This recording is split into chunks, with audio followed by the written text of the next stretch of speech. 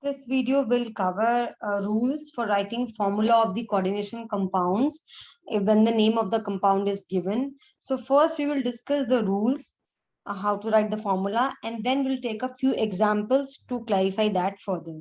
So let's get started with the rules.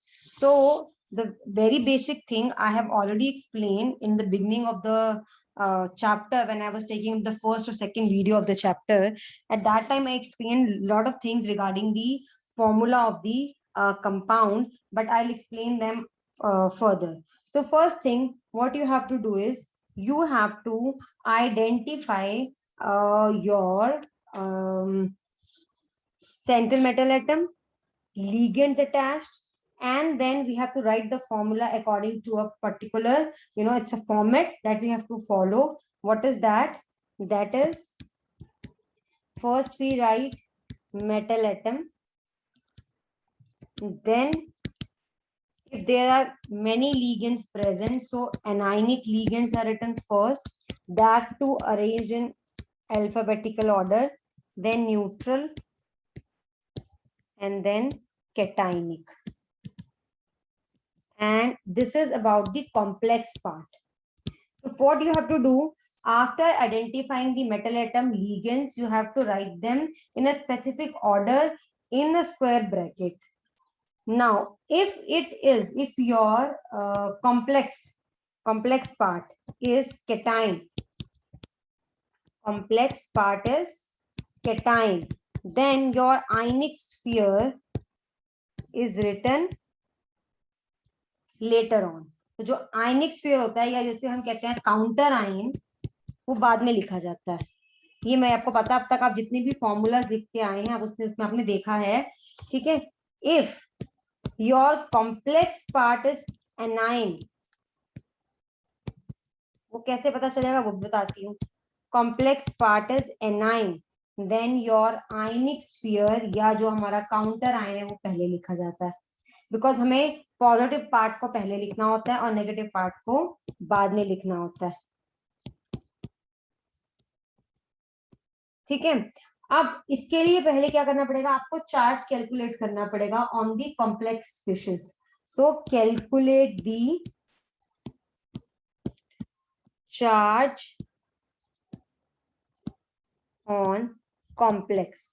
सो वो कैसे पता चलेगा आपको ऑक्सीडेशन स्टेट गिवन होगी मेटल एटम की, उसका चार्ज एंड ऑक्सीडेशन स्टेट जो होती है हमेशा आपने चार्ज जो लेना है वो उसके लिए पॉजिटिव लेना है. You have to consider that central metal atom की ऑक्सीडेशन स्टेट ऑलवेज पॉजिटिव है. सो क्या होगा, charge on this complex species is equal to oxidation state of central metal atom, which is always taken as positive when the metal is present in the complex ion.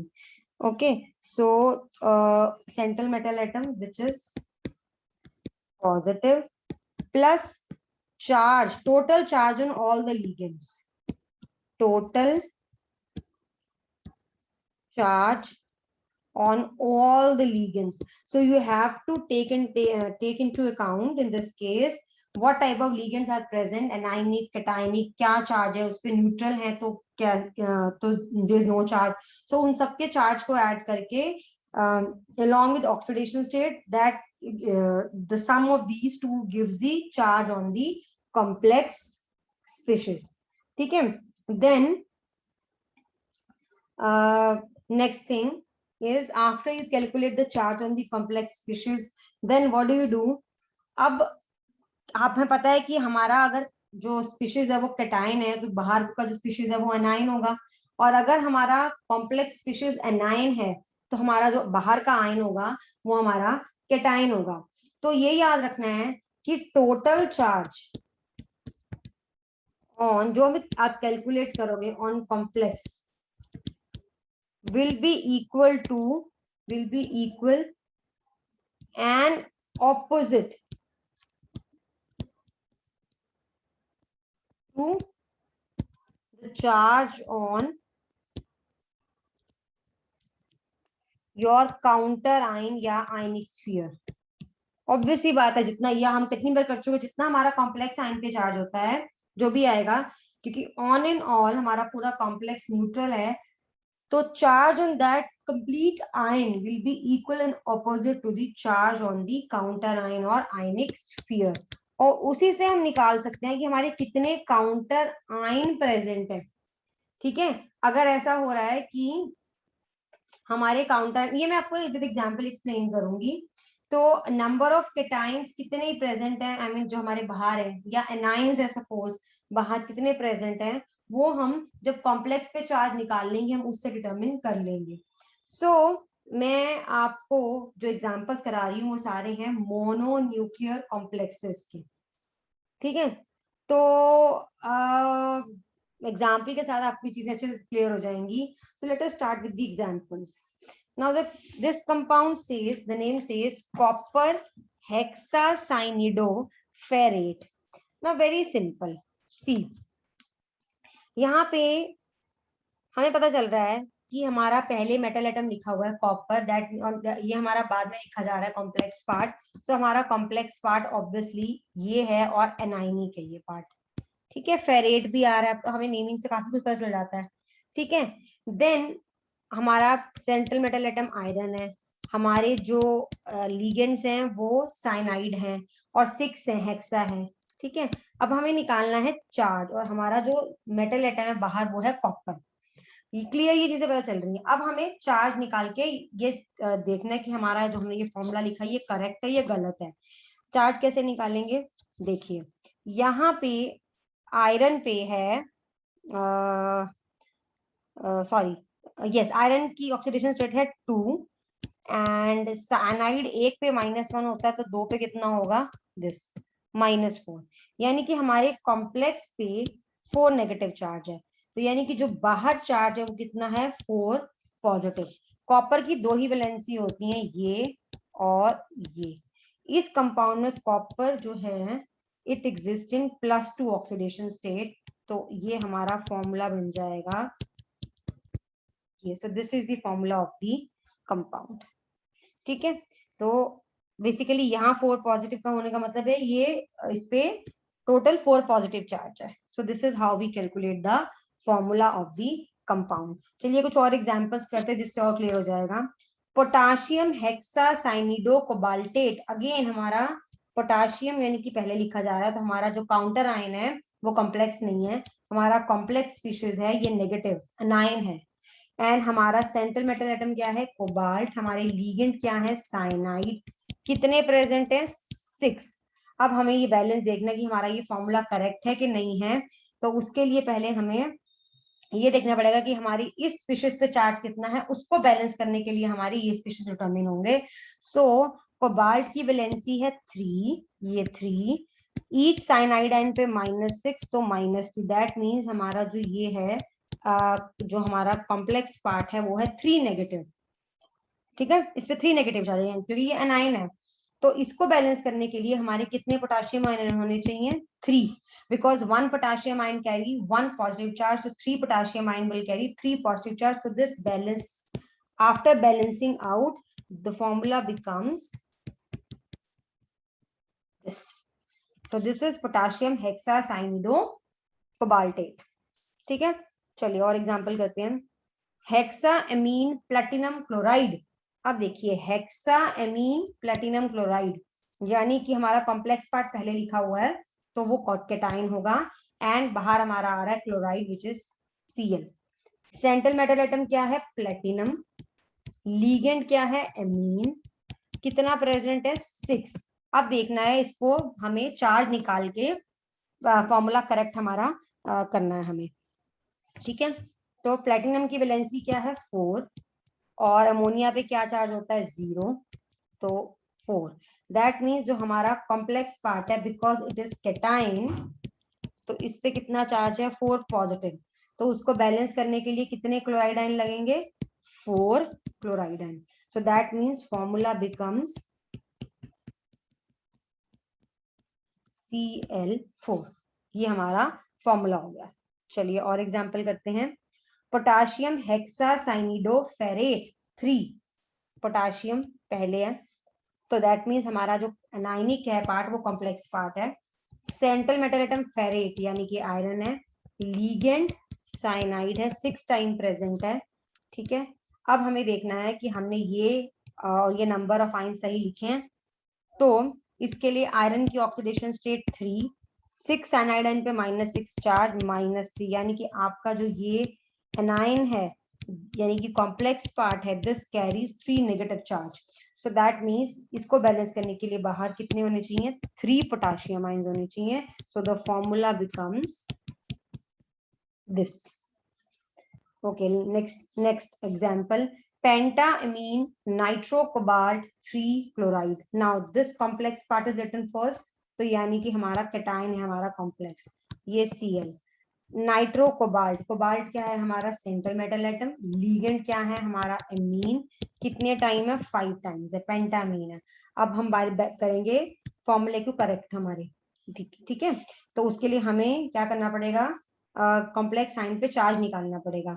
तो 3 है इसकी oxidation state, ammonia पे charge 0, this is equal to +3, that means your complex carries 3 positive charge. So उसको balance करने के लिए 3 chloride होंगे ना, बाहर का चार्ज और अंदर का चार्ज बराबर होता है। तो that means the formula becomes Cl3। चलिए next example, tetrachlorido cuprate ion. Now it is anion, ठीक है। तो क्यूपरेट आयन, क्यूपरेट है तो मतलब ये अनाइन ही है हमारा, ठीक है। तो कॉपर हमारा सेंट, क्योंकि 8 हम कब लगाते हैं, जब हमारा कॉम्प्लेक्स पार्ट एनाइन होता है। तो कॉपर हो गया। क्लोरिडो यानी कि क्लोरीन, और आपका ये 4, टेट्रा है ना तो 4। और अब निकालना हमें इस पे चार्ज, तो चार्ज कैसे निकलेगा, इसकी ऑक्सीडेशन स्टेट कॉपर की 2, ईच क्लोराइड आयन पे -4 चार्ज, तो total charge -4, so sorry -2, so the ion becomes this CuCl4 2 negative. Chlorido bis ethylene diamine nitro cobalt 3 ion. अब इसमें देखिए, इसमें क्लोरिडो एक ये हमारा लीगेंड है, एक इथाइलिन डायमीन है, एक नाइट्रो है, फिर हमारा सेंट्रल मेटल एटम है, और ये भी हमारा आयन है ना। कोबाल्ट है, नाम कैसे लिखा है मेटल का, कोबाल्ट। तो ये मैंने रूल्स ड्यूरिंग IUPAC नोमेनक्लेचर बताए थे, जब सिंपली नाम कोबाल्ट आ रहा है तो दैट मींस हमारा कॉम्प्लेक्स स्पीशीज कैटाइन होगा। इसमें सेंट्रल मेटल एटम क्या है, कोबाल्ट है। 3 इसमें लिगेंड्स लगे हैं, क्लोरिडो, इथाइलिन डायमीन एंड नाइट्रो, ठीक है। रूल क्या होता है, पहले एनाइनिक लिगेंड्स लिखे जाते हैं, फिर न्यूट्रल, फिर कैटाइनिक। ये एनाइनिक है, this is neutral, this is anionic. And anionic में भी अल्फाबेटिकली ये पहले आएगा फिर ये आएगा। सो क्लोरिडो एक ही बार है, मतलब क्लोरीन। नाइट्रो एक ही बार है क्योंकि इसका कुछ नहीं लिखा हुआ, NO2। इथाइलिन डायमीन, अब बिस, बिस मतलब 2 बार, ट्वाइस, ठीक है।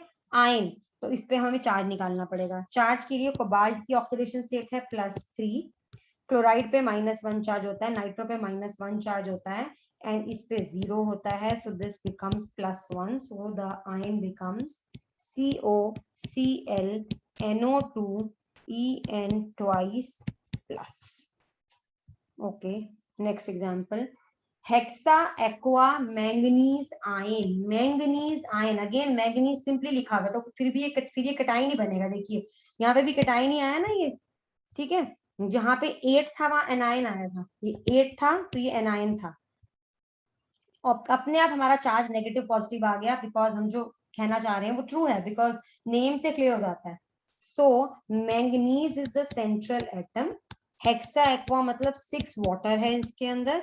अब हमें निकालना है इस पे चार्ज। नाउ मैंगनीज की ऑक्सीडेशन स्टेट 2 गिवन है, ठीक है, और 0 होता है इस पे चार्ज वाटर पे, तो 2। So that means formula of this ion is H2O6 2 positive. Okay, चलिए नेक्स्ट, पोटाशियम हेक्सा क्लोरिडो प्लेटिनेट। अभी देखिए पोटाशियम पहले लिखा है तो ऑब्वियसली हमारा जो एनाइनिक स्पीशीज है वो बाद में है, तो वो कॉम्प्लेक्स है। पोटाशियम पहले लिख लेते हैं, के लिख लेते हैं उसका सिंबल, प्लेटिनेट यानी कि platinum is your central metal atom. Net से भी समझ आ गया कि हमारा ये एनायनिक कॉम्प्लेक्स है, ठीक है। Platinate platinum, chlorido Cl6 hexa chlorido. अब हमें इनके चार्जेस बैलेंस करके फॉर्मूला को करेक्ट करना है, ठीक है। प्लेटिनेट प्लेटिनेट यानी कि PtCl6 पे चार्ज निकालने के लिए क्या करना पड़ेगा, +4 इसकी ऑक्सीडेशन स्टेट है, -6 क्लोराइड आयंस पे चार्ज है, तो इस पे चार्ज कितना आ गया -2, यानी कि ये बन गया आपका PtCl6 2 नेगेटिव। पोटाशियम एक है लेकिन 2 नेगेटिव चार्ज है, तो इसको बैलेंस होने के लिए कितने पोटाशियम आयंस लगेंगे 2। So the formula become K2PtCl6। चलिए next example, triammine bromido nitro cobalt. Triammine ब्रोमीडो